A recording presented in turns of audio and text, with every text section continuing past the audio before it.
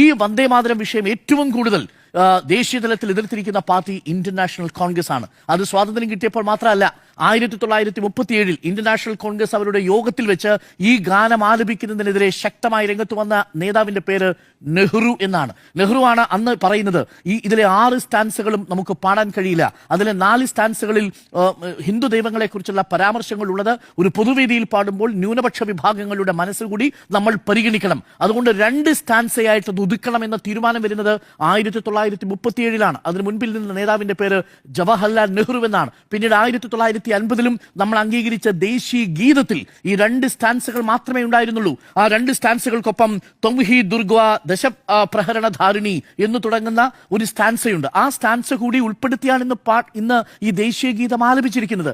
ഇന്നിതിനെ അനുകൂലിച്ചുകൊണ്ട് രംഗത്ത് വന്നിരിക്കുന്നത് വലതുപക്ഷത്തെ ചില രാഷ്ട്രീയ നേതാക്കളാണ്. ഒന്ന് ആലോചിച്ച് നോക്കൂ, അതിന്റെ ഗൗരവം എവിടെയാണ് കിടക്കുന്നത്. ഇത്തരം കാര്യങ്ങളിൽ ഗൗരവം വേണമെന്ന് പറയാനുള്ള കാര്യം, ഇടത് സർക്കാരിനെതിരെ UDF ഉന്നയിച്ച പ്രധാനപ്പെട്ട ആക്ഷേപം PMC അടക്കമുള്ള വിഷയങ്ങളിൽ, ലേബർ കോഡ് അടക്കമുള്ള വിഷയങ്ങളിൽ കേന്ദ്ര സർക്കാരിന് കീഴ്പ്പെട്ടുവെന്നും ഒരു മൃദു ഹിന്ദുത്വ രീതി ഈ സർക്കാരിനുണ്ടെന്നും ആക്ഷേപിക്കുമ്പോൾ അത്തരത്തിലുള്ള ഒരു കറയും തങ്ങളുടെ മേൽ പതിക്കാതിരിക്കാനുള്ള ജാഗ്രത കാട്ടണമായിരുന്നു എന്നുള്ളതാണ്.